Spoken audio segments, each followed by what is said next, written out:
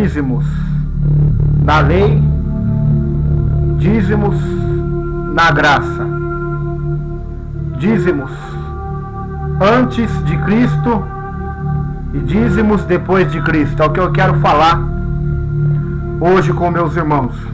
A palavra de Deus diz em Gálatas 3º capítulo, verso 10: todos aqueles, pois, que são das obras da lei, estão debaixo da maldição, porque escrito está: maldito todo aquele que não permanecer em todas as coisas que estão escritas no livro da lei, para fazê-las.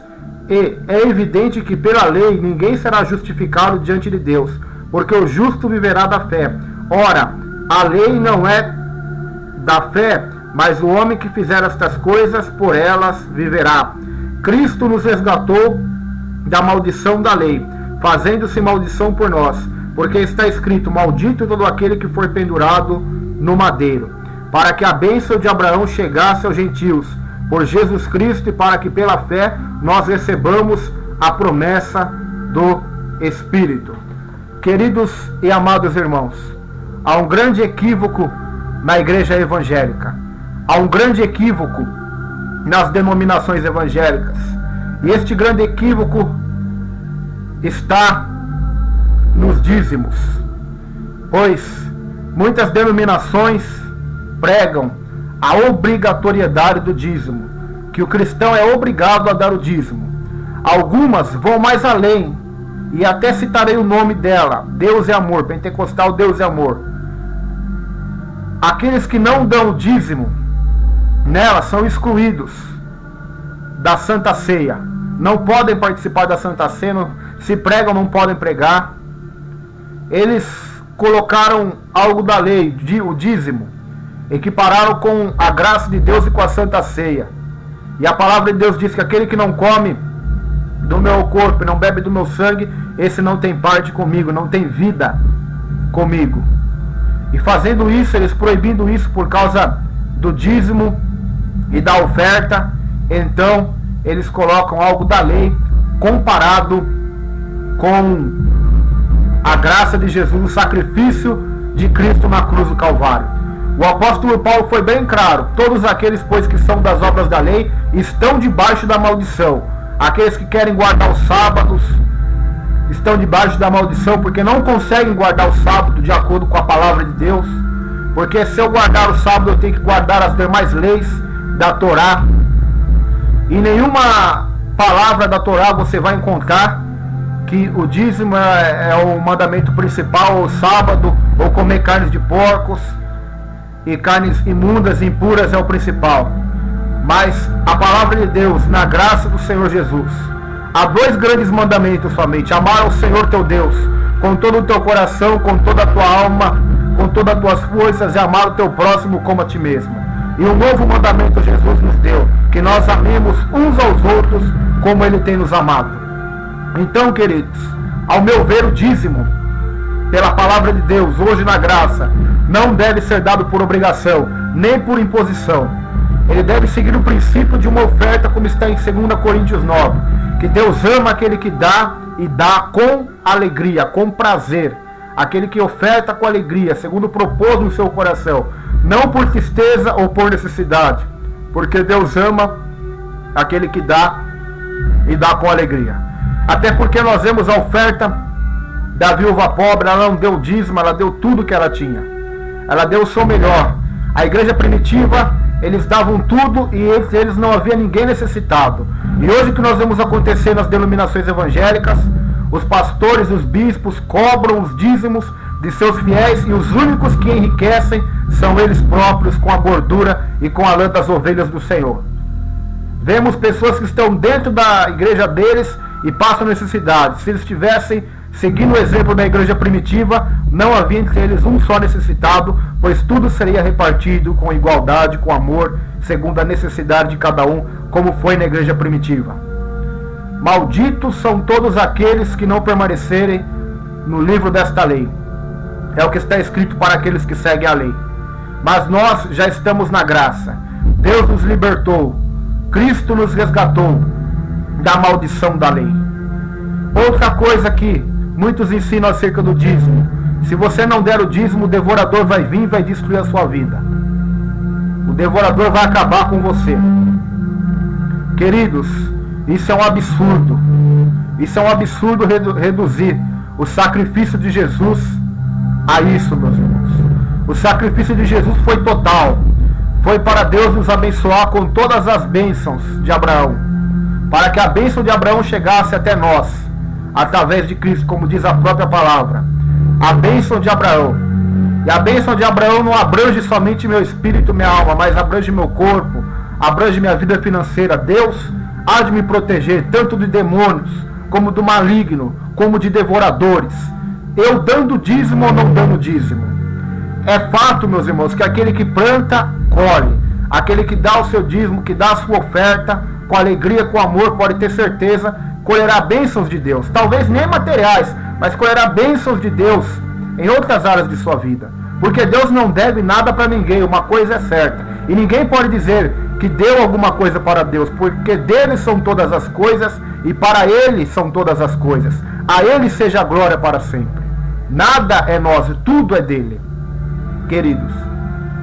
E ao meu ver, o dízimo hoje, na igreja cristã, na era da graça em qual estamos vivendo, tudo que fomos fazer para Deus deve ser com amor e com alegria, não por obrigação, não por imposição, por necessidade, não por medo de devorador, não por acusação, não para fazer barganha com Deus, mas com alegria.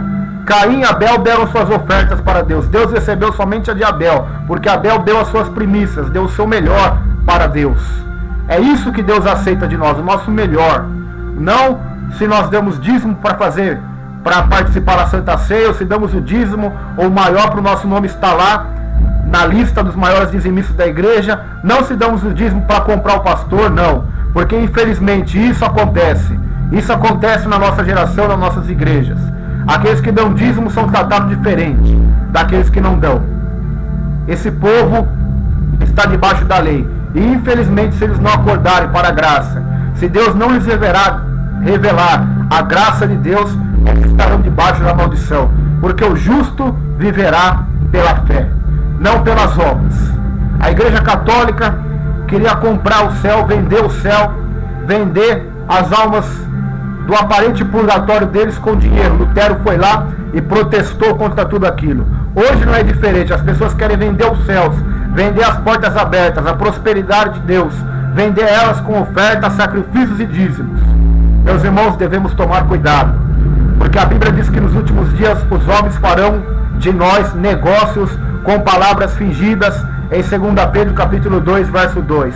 Nós devemos acordar, porque isso está acontecendo na nossa geração. O dízimo hoje se tornou uma moeda de troca com Deus, e não é assim que a palavra de Deus ensina. Primeiramente porque o dízimo no Antigo Testamento não era nem dinheiro dado, mas era colheita. Era dízimo de colheita que eles tinham, ou as ofertas, animais que eles tinham. Por isso Jesus fala aos fariseus em Mateus 23, verso 23: vocês dão os dízimos do coelho, da hortelã e do cominho, mas vocês negligenciam os maiores mandamentos da palavra de Deus, a justiça, o amor e a misericórdia. Fazer estas coisas sem deixar de fazer aquelas. Jesus ordenou aos fariseus que eles devessem dar o dízimo. Por que Jesus fez isso? Porque eles eram guardadores da lei. Eles guardavam a lei. Eles se vangloriavam na lei de Moisés, mas eram filhos do diabo, como fala em João 8,44. Por que eles eram? Porque queriam matar a Jesus. E Jesus disse para eles: vós tendes por pai o diabo, e quereis satisfazer o desejo do coração dele. Ele foi homicida desde o princípio e nunca se firmou na verdade, porque nele não há verdade. Quando ele fala da mentira, profere do que lhe é particular, porque é o pai da mentira. Então, Jesus ordena a eles a guarda. Mas se você catar as cartas, as ordens para a igreja primitiva de Paulo, Pedro, carta de Hebreus, de Tiago, de João, você vai ver nenhum dos apóstolos, nem mesmo a igreja primitiva, nem mesmo Jesus mandando os discípulos e aqueles que nele crescem dar o dízimo. Por quê? Porque isso era da dispensação da lei. Hoje estamos na dispensação da graça. Se eu der o dízimo, Deus me abençoa. Se eu não der o dízimo, Deus me abençoa também.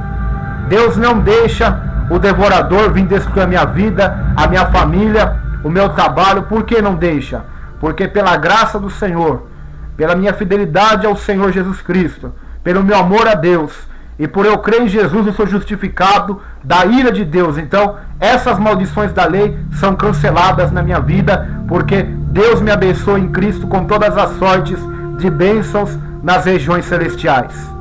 Isto é a visão da graça de Deus, meus irmãos. E quando nós formos dar algo a Deus, como diz 2 Coríntios 8, seja com alegria, seja com amor, porque tudo que plantarmos haveremos de colher. Aqueles que ofertam a Deus, aqueles que fazem a vontade de Deus, podemos ter certeza, serão abençoados por Deus. E o que a graça requer de nós é muito mais do que o nosso dízimo, irmãos. A graça requer de nós tudo. Não somente o nosso dinheiro ou 10%. Não, a graça requer tudo. Nosso corpo, alma e espírito totalmente entregues a Deus. E quem tem o seu coração entregue a Deus, uma coisa é certa: com alegria, sem o pastor pedir, estipular valor, ou qualquer denominação estipular o valor, ele vai ofertar, ele vai dizimar, ou ele vai pagar os seus votos diante de Deus, se ele fizer algum voto concernente a algo material, ou coleta, ou oferta, ou propósito, ou uma oferta de gratidão a Deus, ou sacrifício a Deus também. Ele vai fazer com alegria, com amor e com fé, porque Deus só recebe de nós aquilo que é pela fé. O que não é pela fé, a Bíblia diz, é pecado.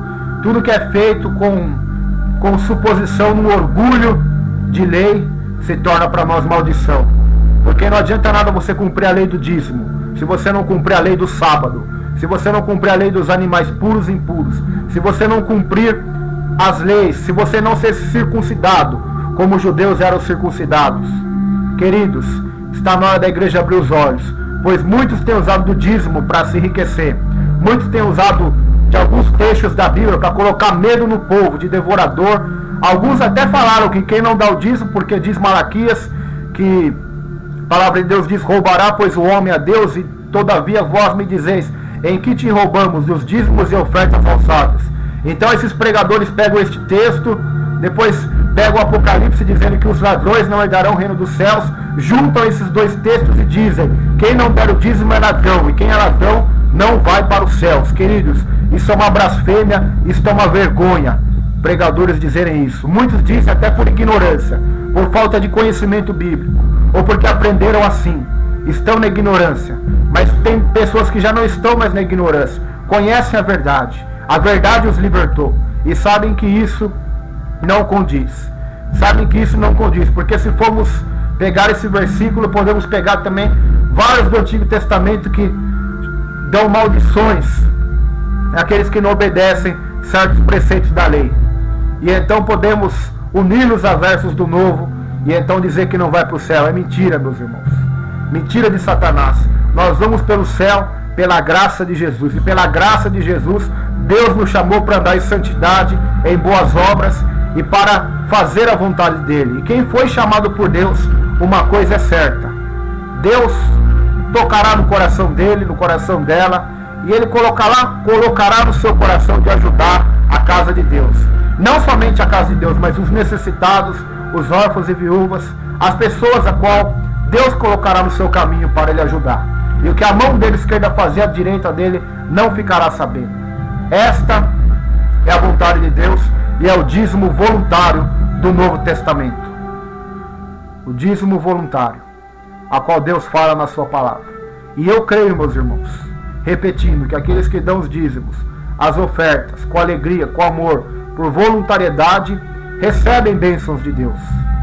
Mas aqueles que não dão, talvez porque não têm condição, porque não podem, não deixam também de ser abençoados. São abençoados por Deus também, para que um dia tenham condições de ajudar na obra de Deus, segundo o propor nos seus corações.